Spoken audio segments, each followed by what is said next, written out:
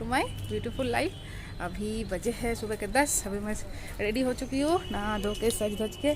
आज मैंने ये नेट की साड़ी पहनी है, देखिए इसका कलर कितना खूबसूरत है। और कान का चूड़ी, गले में मंगलसूत्र, बस ऐसे ही रेडी हो गई। और ये चूड़ी देख के मुझे बहुत कुछ याद आ गया, सब बताऊंगी आपको। आज का ब्लॉग इसी पे होगा क्योंकि आज तो ज़्यादा काम नहीं है। प्रीतम के पापा शायद बाहर खाएंगे, बोलेंगे तो रसोई का काम होगा बाद में, और नहीं तो प्रीतम का भी इन्विटेशन है कहीं पे। और मेरे लिए तो दाल चावल बना लूँगी, वही काफ़ी है। मछली भाजी, मछली फ्राई कर लूँगी बस, और क्या चाहिए। तो सोचा पहले आप लोगों से थोड़ी आज बातें कर लो, आज इसी पे ब्लॉग बना लेती हूँ, ठीक है। बहुत कुछ शेयर करने का मन करता है लेकिन हो नहीं पाता हर रोज़।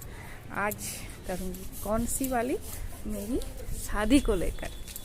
ये चूड़ी पहनते ही आज मुझे शादी का दिन याद आ गया, मेरी शादी का दिन। देख, ये चूड़ी पहनी थी मैंने शादी के दिन, अभी भी देखो कितनी जतन से रखी हूँ। और इधर उधर बहुत लोग हैं, ठीक से बातें भी नहीं कर पा रही हूँ, लेकिन करना तो है आप लोगों से बात। नीचे भी ठीक से बातें नहीं कर पा रही थी, इसलिए ऊपर आ गई। पता नहीं कब अपना घर होगा और कब मैं अपने मुताबिक जी पाऊँगी और इन सब से मुझे छुटकारा मिलेगा। बातें भी कर नहीं सकती। तो चलो ज़्यादा देर आपको वेट नहीं करवाती, थोड़ी बैठती हूँ, बैठकर आप लोगों से बातें करती हूँ। नीचे चली आई, चलो फिर सुनाती हूँ आप लोगों को मेरी शादी की कहानी। फिर हाँ, हम लोग पहले बता दो, लव मैरिज था और हमने भागकर शादी की थी क्योंकि हमारे पास कोई रास्ता नहीं था। मेरे हस्बैंड यादव फैमिली से थे और मैं ब्राह्मण फैमिली से, बंगाली ब्राह्मण फैमिली से। तो घर वाले तो राज़ी थे नहीं, शादी तो दूर की बात, सुनने को ही राज़ी नहीं थे। ये सब दोनों तरफ से बवाल शुरू हो गया क्योंकि हम 3 महीने रिलेशनशिप में थे, 3 महीने, तभी हम लोगों को घर पे बताना पड़ा क्योंकि उसके घर से भी रिश्ते देखे जा रहे थे और मेरे घर से भी रिश्ते देखे जा रहे थे। तो बोलो क्या करे, नहीं बताया तो और ज़्यादा मुश्किल हो जाएगी क्योंकि तब तो कहीं शादी फिक्स्ड हो गई तो बहुत ज़्यादा और मुश्किलें आ जाएंगी ना।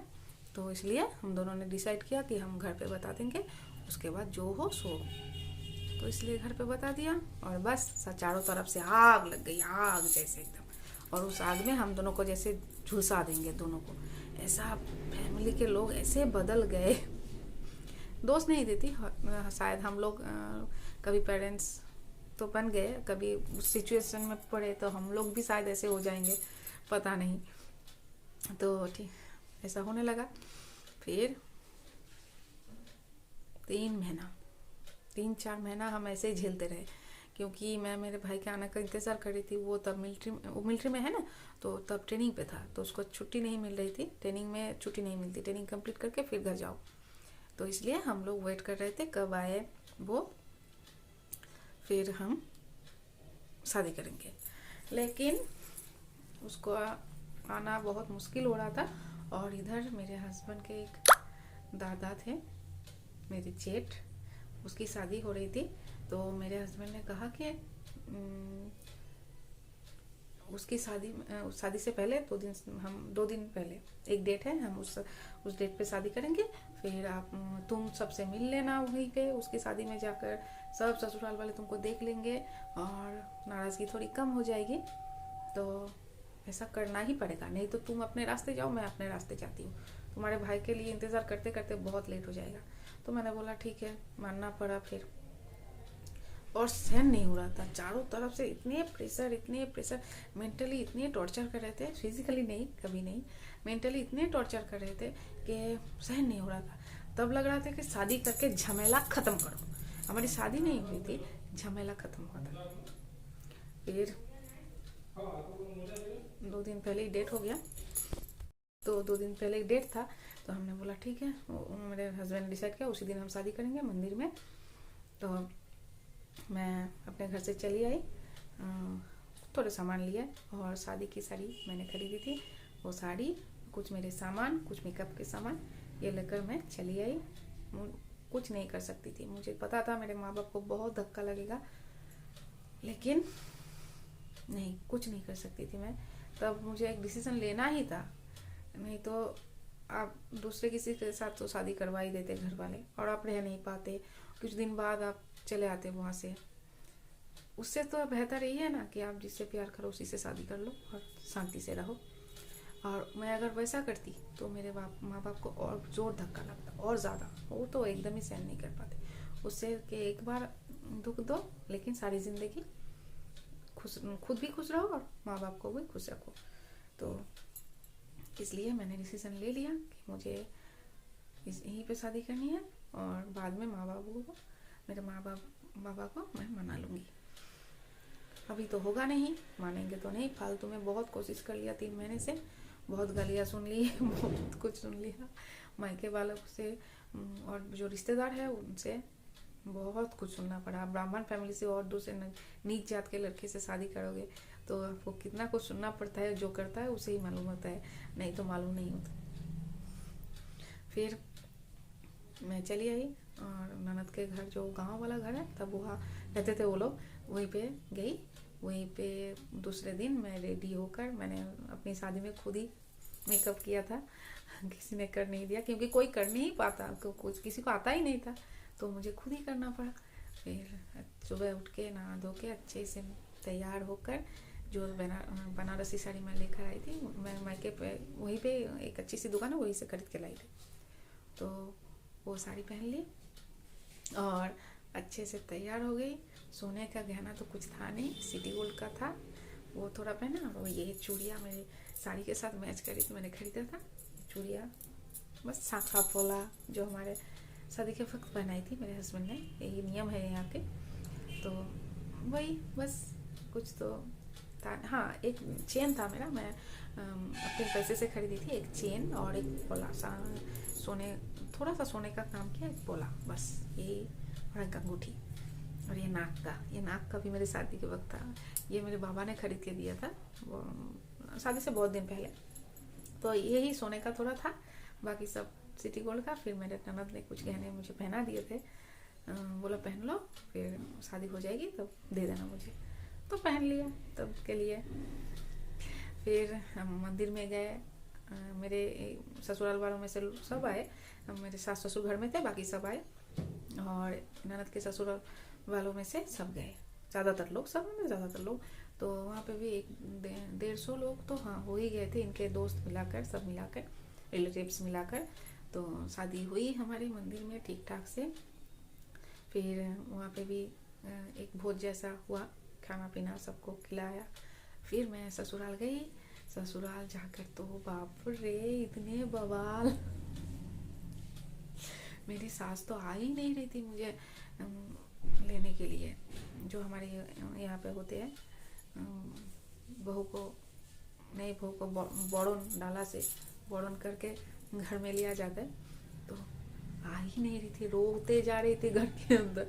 1 घंटे तक शायद मैं गाड़ी में ही बैठी रही, और इतनी डर गई थी कि बोलो मत, इतना डर लग रहा था मुझे कि ये क्या हो गया, अगर ये घर में नहीं जगह देंगे तो हम कहाँ जाएंगे, अभी बोलो डर लगेगा क्या नहीं। फिर 1 घंटे के रोने के बाद मेरी जो नंदोई है उसने धमकाया, जोरदार धमकाया सबको कि ऐसा करेंगे तो हम गाड़ी घुमा के चले जाएंगे और हमारे घर में ही रख देंगे इनको, तो ठीक है तब मत बोलना कुछ, और कभी भी इनको बुलाना भी नहीं, ऐसा करोगे तो आप लोग।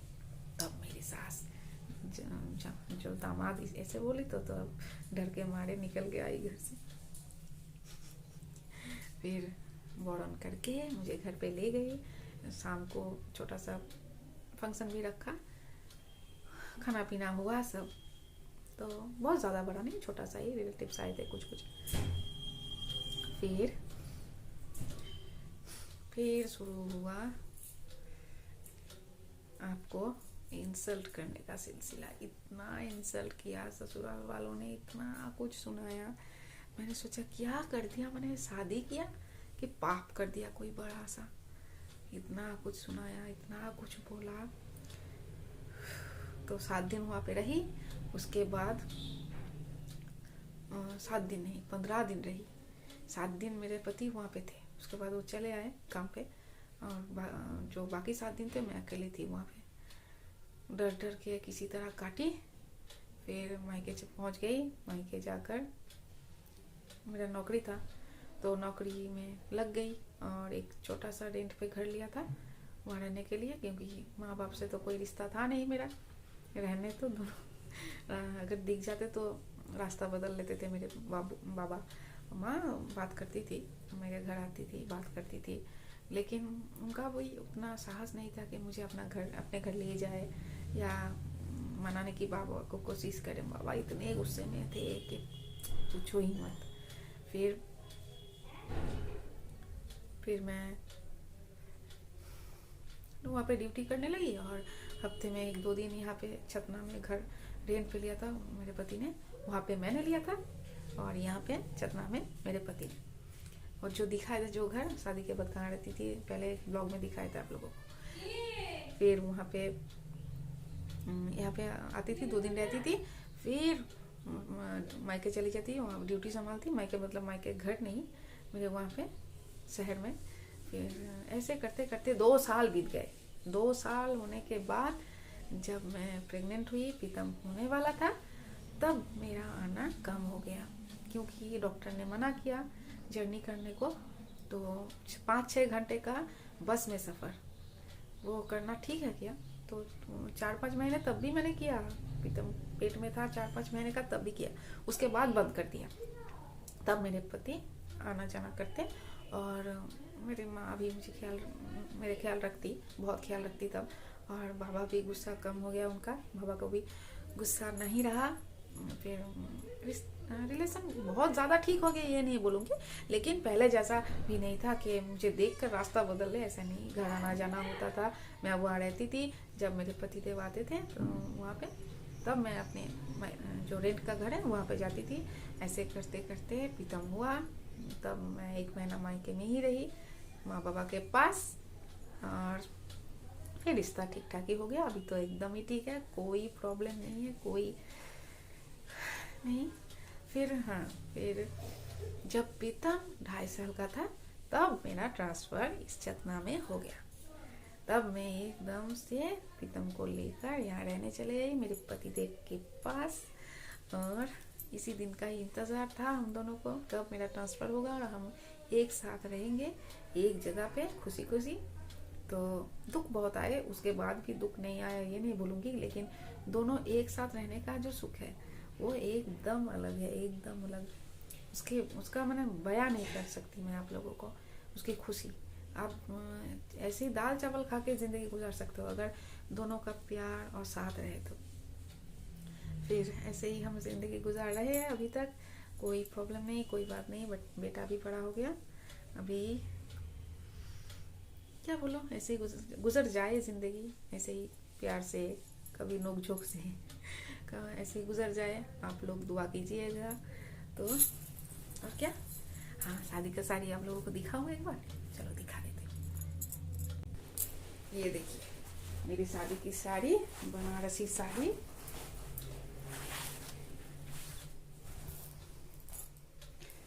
ये तो सबसे प्यारी है, हर लड़की को शादी की साड़ी सबसे प्यारी होती है, ब्लू कलर की बनारसी साड़ी। और ये चूड़ी उसके साथ खरीदी थी, खूब ज़्यादा मैचिंग नहीं हुई थी, लेकिन पता नहीं क्यों मैंने यही खरीदी और पहनी थी। दिखाती हूँ आप लोगों को शादी की तस्वीरें।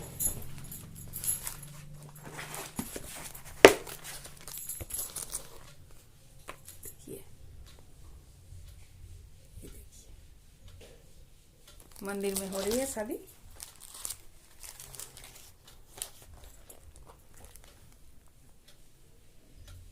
ये सिंदूर दान के बाद जो घूंघट दिया जाता है उसकी तस्वीर है।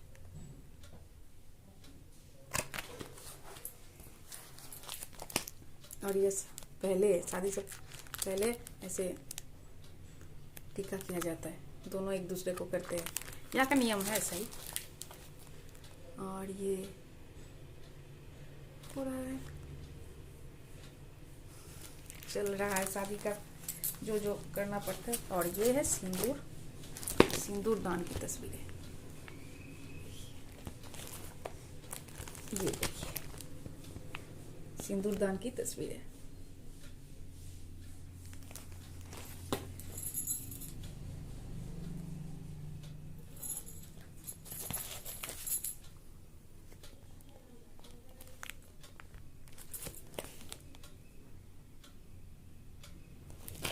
सिंदूर के वक्त मैं बहुत खूबसूरत लग रही थी ना, हर लड़की लगती है, हर लड़की।